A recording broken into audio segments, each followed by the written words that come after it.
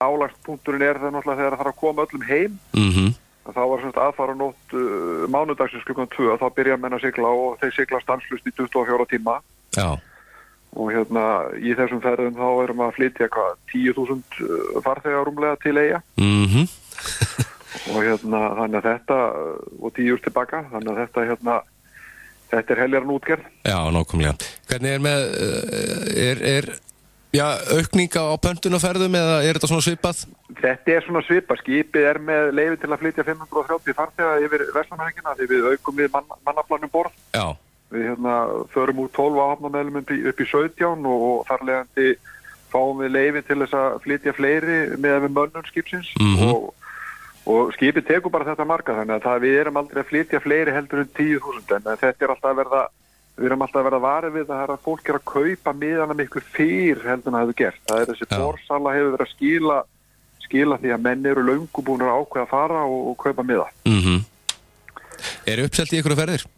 Það eiginlega uppsett í allt. Það eru til einhverja ferðir á laugardaginn í laugardagspakka þannig að fólk fer út á laugardegi og þá getur það komið heim á sunnudeginum. Já. En annað í raun og veru fullt. Til dæmis að það alveg stútfullt fyrir bíla. Já. Þannig ef þeir dytti nú í huga að fara út á laugardeginum og ætla að koma með bílinn sem það laust fyrir bíla út á laugardeginum. Já. En þú kæmir þá bílnum ekkert heim fyrir miðvikudag 50 í fyrsta leið. Já, sæll.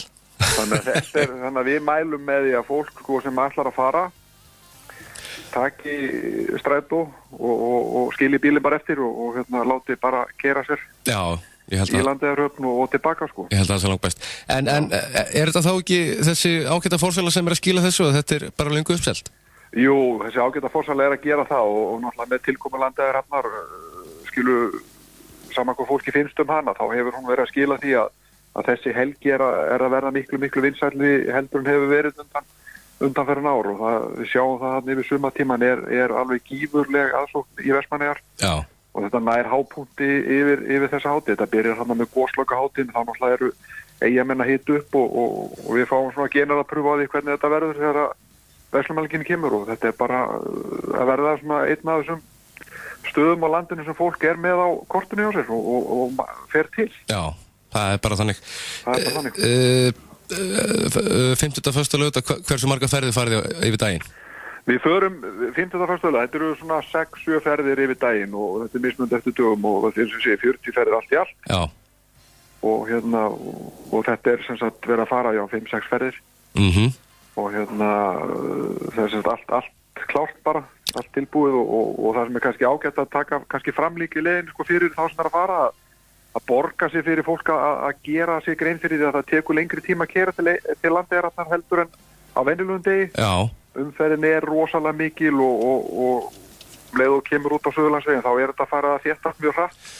Ég tók eftir í inn á heimasíðunni hjá okkur að þið taliði að koma allavega 2 klukkustundum fyrir áætlaðan brottfarartíma. Já, það gefa sér það allavega því að við höfum lent í því að fólk að koma og segist ekki að vita að þetta tækir svona langan tíma og það vissi ekki að þetta leggja bílunum svona langt frá skipinu. Það getur verið, þegar fólk kemur, eftir hvernig það kemur, það þurfi kannski að jafnvel að lappa í svona 2 kilometra til að komast borð í skipin, ef það kemur á bílum. Þess vegna erum við að mælast til þess að fólk komi á rútum sem að komast nær. En ef að fólk kemur á bílum og ekki að fara borð í skipin með bílunum, þá leggja þeir á stæði sem við búum út og við hjálpum fólki að finna stæði. Og þá þarf fólk að hafa það í huga að það þarf jafnvel að lappa einhverja vegalengd.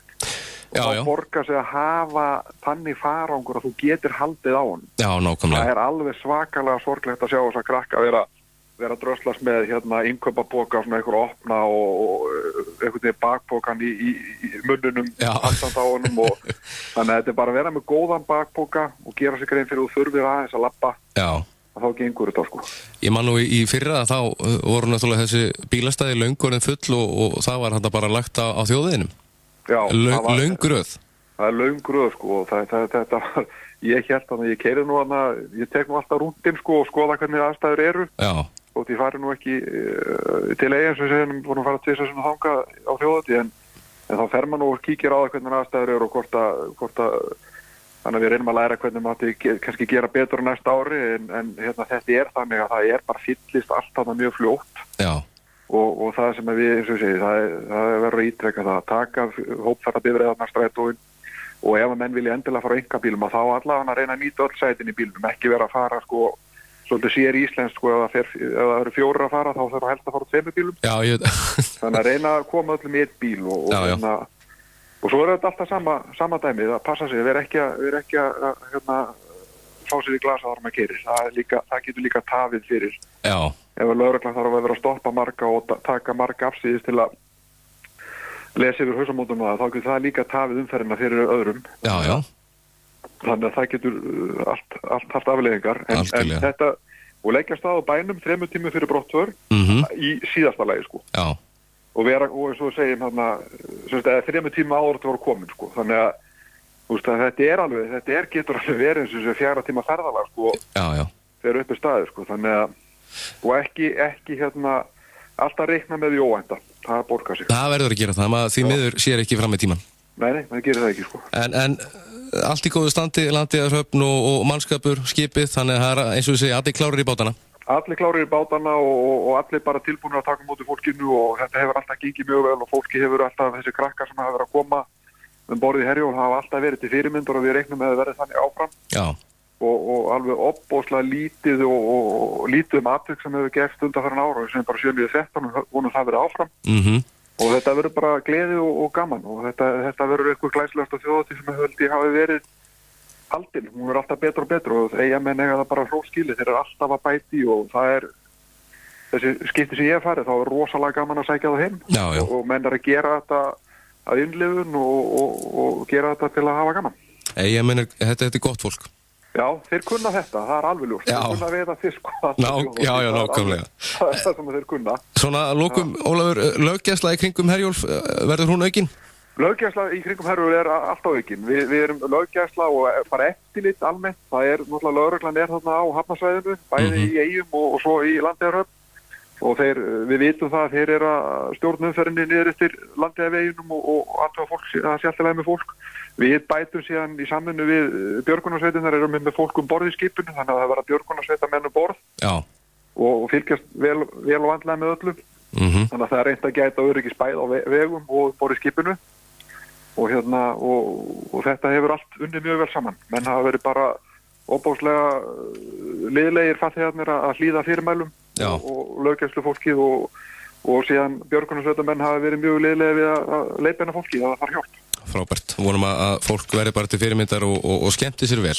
Ekki mál. Það er númer 1 og 3. Hvað ætlar að gera helgin, Ólafur, árið sleppaðir? Ég er nú bara þannig að ég lendi smá óhapp í garðinum. Ég var inn í garðinum, þannig að ég verð nú bara heima í Gifsi. Nú, já.